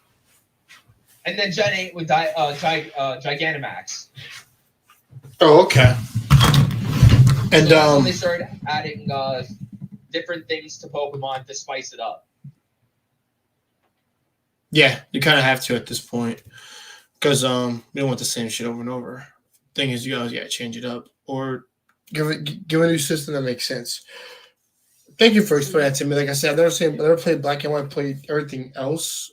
X and Y. I'm gonna play Sword and Shield next. Hang on, speaking of which, before I go, I'm going to send you something real quick. Okay. So, hang on. Like, oops. Yeah, there we go. So, this is Kuram, right? Yeah. Originally, this is what he looks like when he's just by himself. This is him in his base form. Oh, this guy. Okay, I seen him. But when he merges and fuses with Reshiram, he turns into this. That's fucking dope. And then when he merges with Zekrom, so that's what the Black 1 and Black 2 cover looks like when they show these two. Yeah, the Black 2 and White 2 is Kuram looking both like these. Oh, okay. I think I like the Reshiram one better because that one looks really dope. Yeah, so he looks more like a Blue Eyes White Dragon. Yeah, Blue Eyes White Dragon. But here's the funny thing. They took Reshiram and Zekrom's design from and gave him a fusion. Yeah. No, from Yu-Gi-Oh! Oh, they did? Yeah, because if you look, Reshiram is a white dragon with blue eyes. And Zekrom is a black dragon with red eyes. Red eyes. It's essentially blue eyes and red eyes, black dragon, and white dragon. Yeah, that's kind of a play on that. So I can definitely see that. They took homage to Yu-Gi-Oh! Which that in itself is sick. That's pretty wild, I ain't gonna lie. And this was the game that is directly after Diamond and Pearl, where their legendaries are all dragons. Shout out to Black and White. Yep. Yeah, definitely. Ryuga, thank you for being here for this. I appreciate it, man. And before you go, like I said, shout out your Twitch and your Twitter, brother. And everybody, his Twitter and the Twitch will be the link, and it will be in the link box description below, in the description. Like I said, feel free to check it out. Go ahead, take it from there, brother Ryuga. Yeah, bro.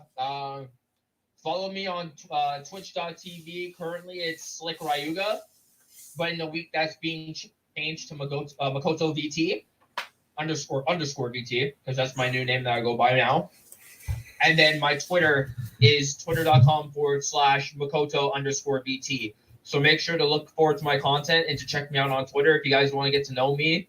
Or if you want to, ask Jay in the comment section down below, and I'll drop a Discord link. And you can find the both of us in my Discord, the Shrine of Nobility. And we welcome anybody there, so make sure you guys come on out. Definitely. And also, before you do go real quick, are you down to check out a series and do a collab with me on that one? Which yeah. So the name of the series, guys, we're gonna do next is called Campione, and it's literally a harem series since Ryuga loves those type of series. And guys, I've seen the whole series before, and I'm a big advocate defender of it.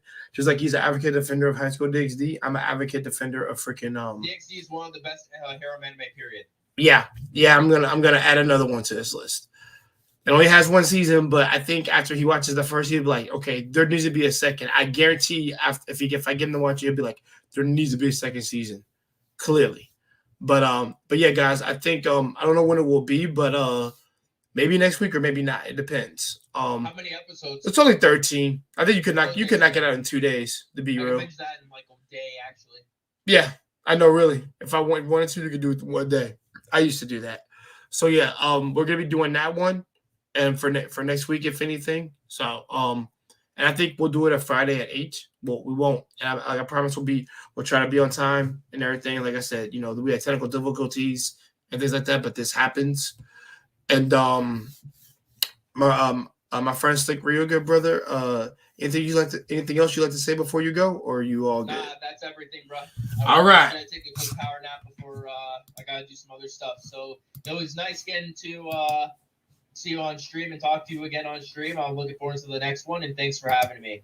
Oh no, man. Anytime, bro. Like I said, you have a good night, man. Don't overwork yourself, and I'll see you on the next stream. All right, man. All right, buddy. Take it easy. All right, you take care.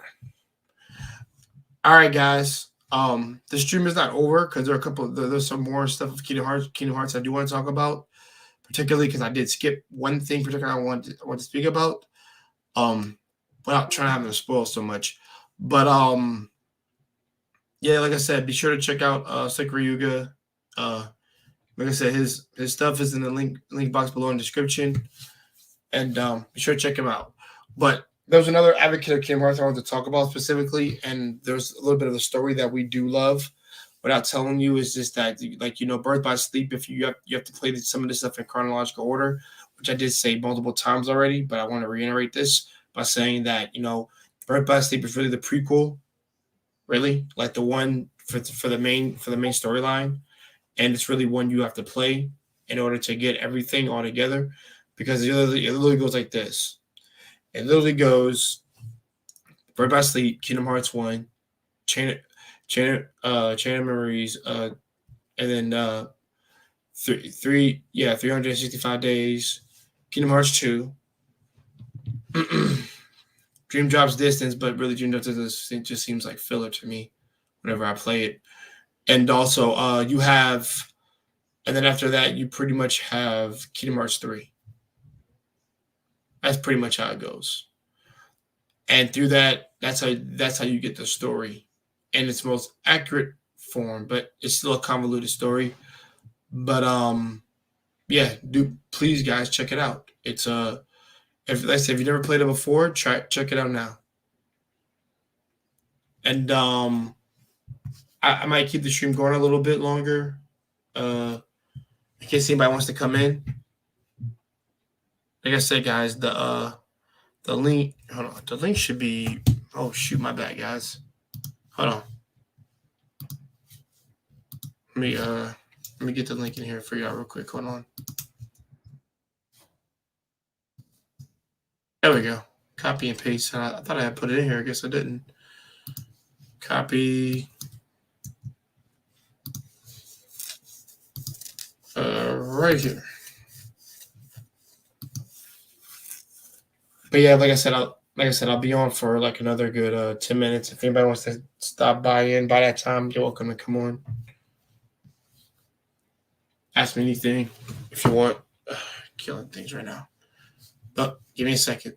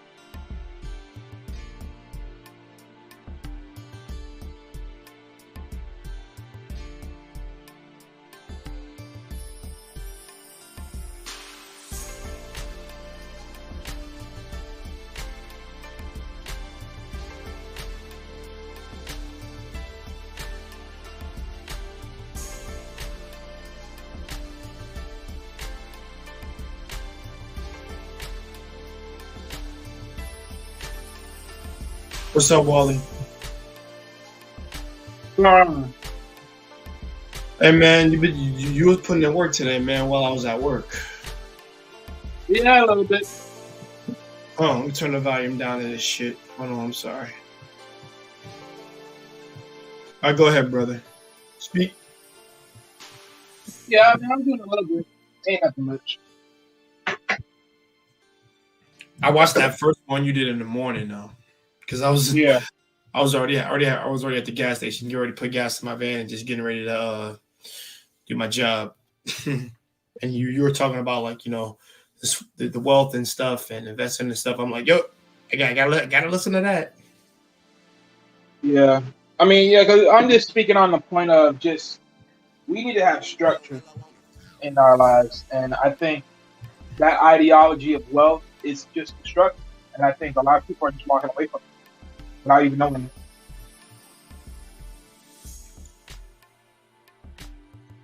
That is true. I'm starting to notice a lot of people think it's not like it's a big a deal as you make it out to be, but it is. Yeah, because my thing is just like if you hear the context of everything that I said in that on that live, you literally know that most people don't have what they think they have. Like, y'all don't have most of this stuff right here. Y'all throwing this away. Y'all always want to be self-sufficient and self-individual. So it's like, okay, well, y'all just, and look how y'all lives is right now. You say all this, you say you want this person, you want that, and all this and all that, but the thing is, your actions don't show it though. So just interesting time, but I digress. No, you're not digressing. I agree. Just that you can't claim to want something if you're not gonna put work in for it. Like, dude, what I have been planned for me is gonna be so grueling and so distraught. But right. I gotta do it if I want to see a better outcome, right? I gotta do it. Yep. Yeah. But I mean, that's why I just leave it to them for that one. It is what it is. But I'm definitely gonna rework some stuff around. I mean, for the time being, I put that up there, but I'm gonna probably drop it down. I'm gonna literally change that into an upload since I found a new way to do uploads now. So for the time being, I'm gonna definitely work that out. Yeah, I'm not gonna keep that video up too long. I'm gonna do it again, but I'm gonna do it again as far as just an upload. I'm gonna just put that out. I feel you on that, man. I should probably send a link to Marcus because hopefully he's talking about this. But yeah, he lost today to Pacers by 1 point or 2. Everything was 2. It was 2 points. Yeah. I ain't worried about that because we won the other days. Oh, we looked that ass. Huh? Oh, I would love for them to go for 3 for 3 though. That would be really great. Oh yeah. I'd be like, if they would have been 5 for 5 at that point, I'm like, okay, now I'm cool. Yeah, but that's my whole point. I'm saying I'm not really worried about it because once again, we have a slow start. We do need to gear it up. You know what I'm saying? But there's a lot of cobwebs. I wanted to hear you say, brother Wally, like you said, we need to gear it up, and I'm like, that's all I've been wanting you to say. Like, oh, we are okay. I'm like, because I've always thought you were so nonchalant about it, but that's why when you said I was literally saying we need to warm up. That's the whole point. Of course, they're gonna have a slow start, and my thing is that's just the whole feel of it all. Slow start. I mean, let's be honest. If they're constantly switching who starts and everything like that, of course, it's gonna be a slow start because we haven't built a rhythm. But once that rhythm gets going, oh yeah, we'll be on fire. Light that ass up. I'm sorry. I saw Jimmy Butler talk his itch too. I don't want to hear nothing. I don't care what no one said. We coming back. That's what I'm talking about. I mean, I think that was just a motivated team. But, Jimmy, if you get Kyrie, maybe KD, then I'll believe it. Yeah, but my thing is, I mean, they do got to. That's a guarantee right there. Yeah, but I mean, overall though, they do got to pick it up. You know what I'm saying? They do got to pick it up. Now, they got to get fit. They got to get right. They got to try to stay from injuries as much as possible. They got to turn it up. So, because right now the best teams right now are Bulls, Cavs, Celtics, and I said Celtics, Bulls, Cavs, Bucks. That's what it was. Yeah, them niggas, they're the best team right now. Teams, plural. Yeah. And no one's beating. Yeah. Everything. Yeah. The Bucks are back. I'm sorry. The Bucks are back in town. Let's see what's going on. Because I don't want Jimmy Butler to lead this team. I guarantee this team leave. The team ain't gonna get no wins. I can guarantee you that. Or he's not pushing him, quote him, because I'm like, dude, the team, yeah. Actually, I don't even. Okay, so what do you think about the whole Kyrie thing? I want to ask you that. So what? Let's get on defense. So funny thing, right? So hearing about his whole comment and statement, and totally found out that he was flagged for only like 5 days or so. Like, let's be real. The team basically said, "Hey, we're going to punish you for what you said," without actually punishing you. Because for 5 days, really, for 5 games, oh wow, nice. Without pay, oh wow.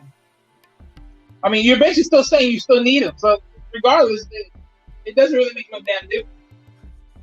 No, he's not going to get kicked out of the NBA or anything like that. I don't think so. But it's just more so, people say they're trying to get rid of him, and I'm like, don't do that now. Hey, look, he wanted to be traded. What are you talking about? If they wanted to get rid of him, he could have gone. Okay, he not wanted to be traded. Now Kyrie wants he literally wanted to, he wanted to go to LA. He wanted to go to Miami. He wanted to go to certain areas. Y'all could have traded him. No, I guess. So technically, Kyrie wants to be traded to Miami. Yeah, he actually had that one as a selection. It was Lakers, Miami, and I forgot the others, but it was literally those 2 teams and I think 3 others. He wanted to be traded. Which, if he traded to Miami, I would have no problem because we could easily just trade Kyle Lowry in exchange. Well, see, I would get rid of Kyle Lowry. I would. Now, I would take him over Russ any day of the week. I do say that. That's why I say I never want Russell Westbrook to touch a Miami Heat at all. Nigga, no. He'd be terrible. I don't know. What the fuck is this nigga doing? Here's my thing, right?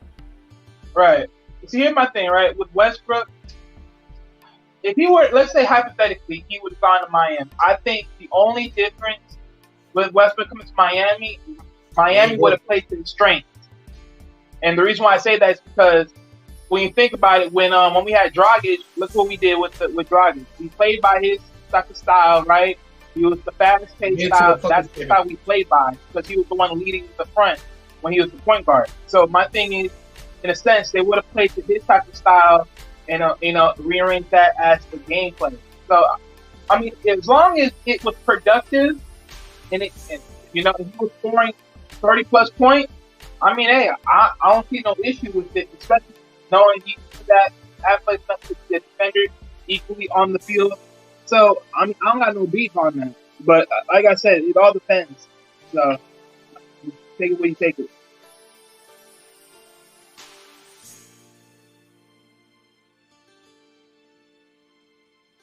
Okay. Yeah. And like I said, I don't hate Kyrie. I'm just saying, like, actually, I remember the thing is, well, you got to think about team chemistry too. Don't just think. Yeah, my thing with Kyle Lowry, I think he's because motherfuckers, because everybody thought the same thing with Jimmy Butler. My butt heads with Donovan, but I think Donovan would get a hold of it because he's not trying to be a leader. He's just trying to fucking play and just get his shit off, which makes sense for him. But when it's he's looking for a team to win with. Motherfucker.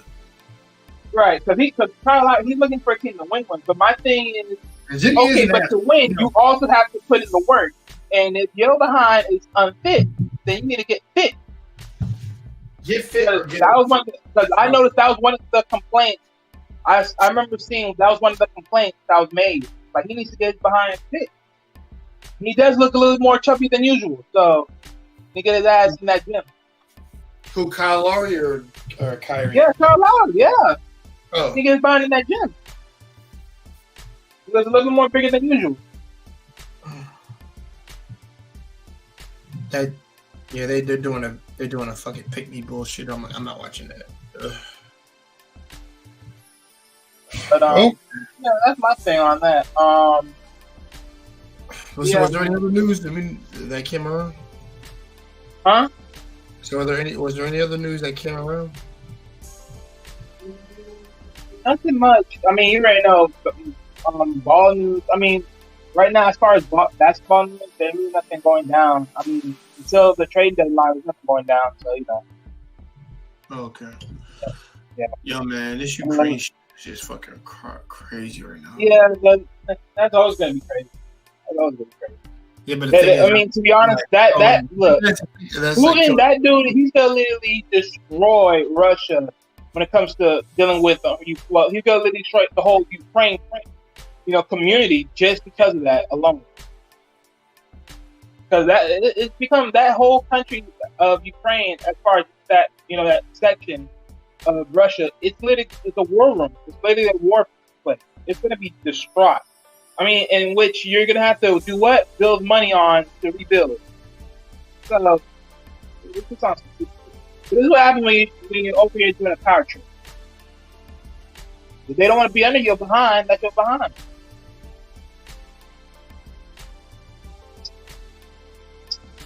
Say that again, Wally. You know what I'm saying? It's like for him, it's like Putin, right?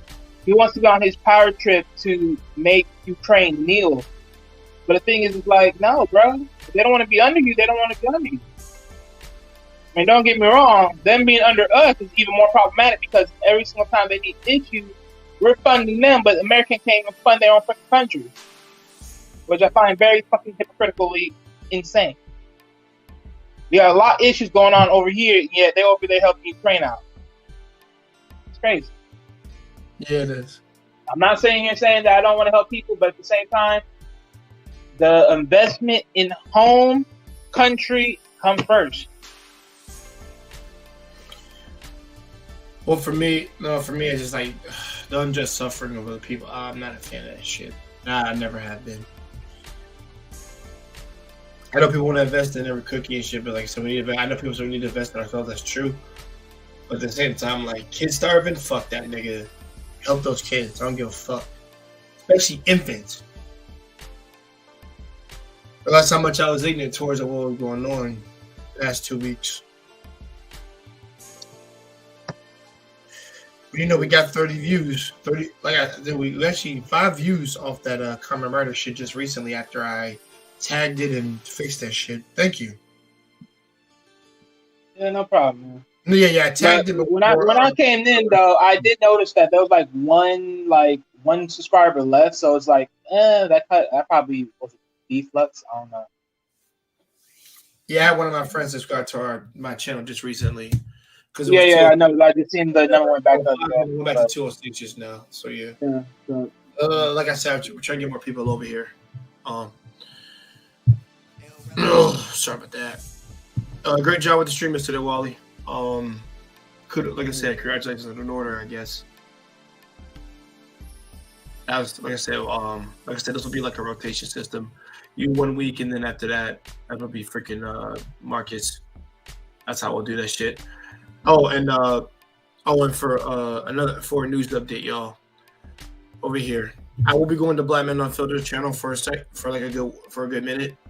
Wally's going to be in charge, and I will be back quickly because I'm just going to say a couple of words, and then after that, I'm about to dip and come right back. But that's not the announcement I wanted to make. No. Here's the funny thing. That's not the announcement I wanted to make. What I want to say is, when Marcus does his stream, Marcus is going to be doing his stream Thursday. And on Thursday, I have a day off. I am going to go see Black Panther that fucking day at 6:50 p.m. But I'm going to be sending links early as a mother freaker so that him, all them, so he can set all this up. He doesn't need my help. And I'll be out because, like I said, I'm not probably going to be out till like 9. See, this is something we need to coordinate where there's some type of way we can unifiedly be able to do this. So then, even when you're not around, we're able just to hop in and just do all this. I have to make you another admin to this particular channel because Marcus is the only one really. And I think that comes with me changing my plan. Because right now it's only at 25, so I have to do it. I mean, on the free plan, they give you one. You can add one person, so you should be able to have another seat. I pay for this shit now. So you probably have to add another seat then. So I thought when you get on the play plan, they give you an extra seat or so. Hold on, let me see. And guys, you can do both while you're streaming. So hold on, I'm doing it. We can check the rules of this shit. What are the terms? He was like, whatever you want. You know what series I want to fucking watch? Oh, I need to watch over, or like I never finished. Suits. I fucking loved Suits when it first came out, bro. And then I fell off that shit. It didn't get bad or whatever. I just forgot to stop watching it. That's what happened. That was one of the most interesting things to get me to watch something that was non-anime. I was like, yo, this shit was good. I was with my biological dad at the time. Yeah, because you know what's funny? Yeah, I'm actually first episode of my biological dad, and he said, yeah. And I told him he was interested about it because he watches Law and Order and shit and all that real shit. And right. And guys, by the way, this is the time where we were trying to get to know each other at the time. But he said like, oh, this is pretty good. And then he saw the man and woman trying to have sex and stuff. He's like, oh, now I want to know why you wanted to watch it. That's not why I wanted to watch it. I'm watching it because of this dude. The main character is so he can retain anything, and he's just smart as shit just from reading something. He literally has autism and a photographic memory.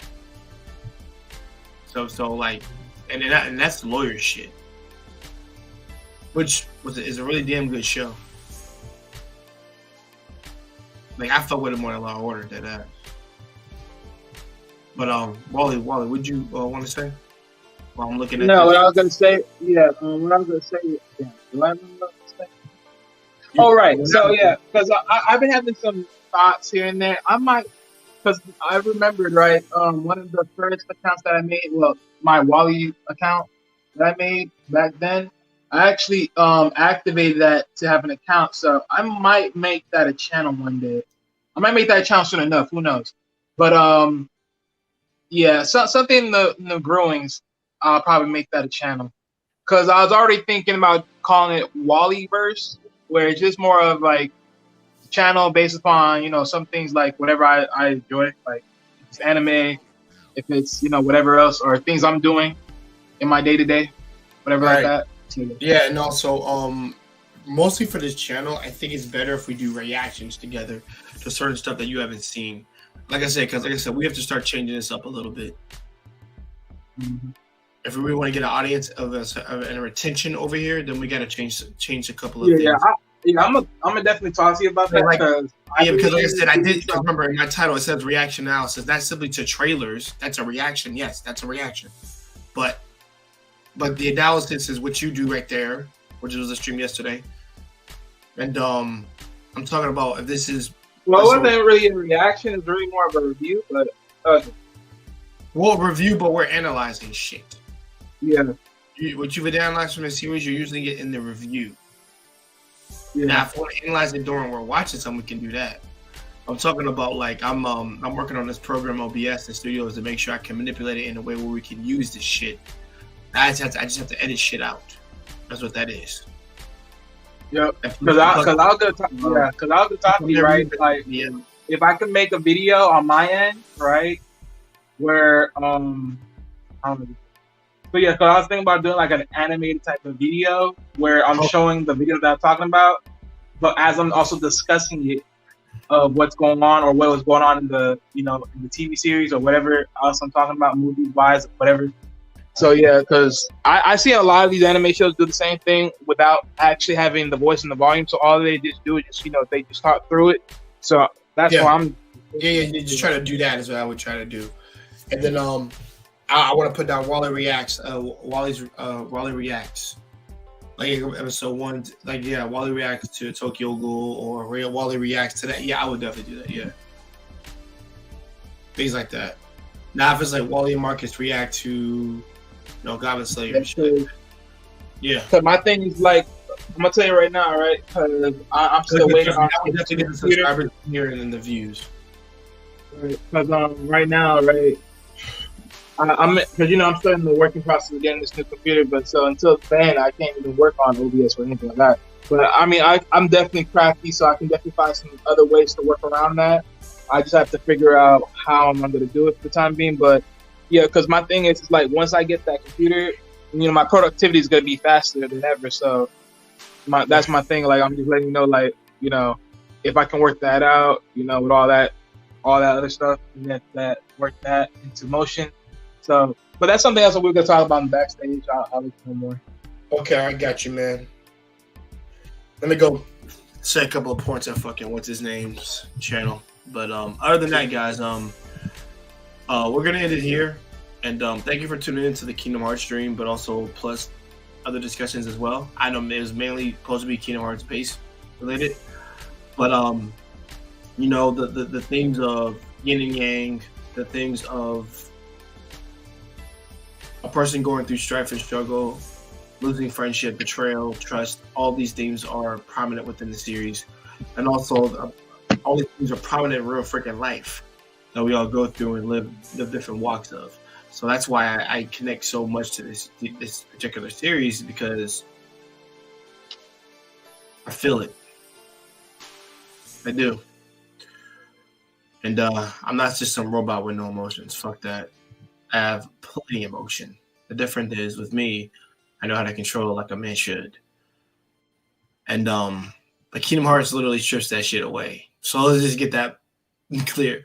But all in all, thanks for tuning in to here, guys. Me and Walt will be backstage. And please, guys, do us a favor and like the video. And if you're new here, be sure to subscribe and check out more of the content that's on this channel from the three of us. Me, Jay Takashi, him, Wally, WTP, Walt Top Productions, and 3, as in Trace, Marcus Rodriguez. Be sure to check all of us out on this channel. Well, technically, Marcus should have been Dose, and I should have been Thresh. You should have been what? I should have been Thresh, and Marcus should have been Dose. Yeah, I got you. Uno's, so he's three. I'm actually the first calling. Well, yeah, you know what I mean. Uno's Dos Tres. But yeah. All in all, like I said, you guys have a great night. And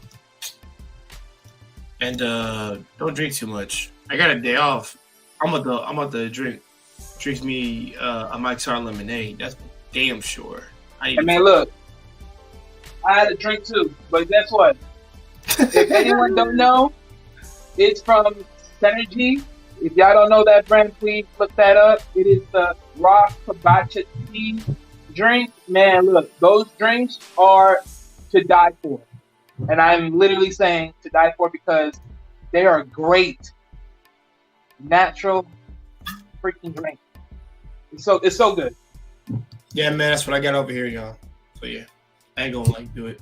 But all in all, y'all have a great night. This has been your boy Jitakashi, my man Slick Ryuga, and also your boy WTP Wally, aka Walt Top Productions. And with that said, have a good night, some wine, and enjoy your teddy bear. That's all I can tell you. If you got one. All right, peace.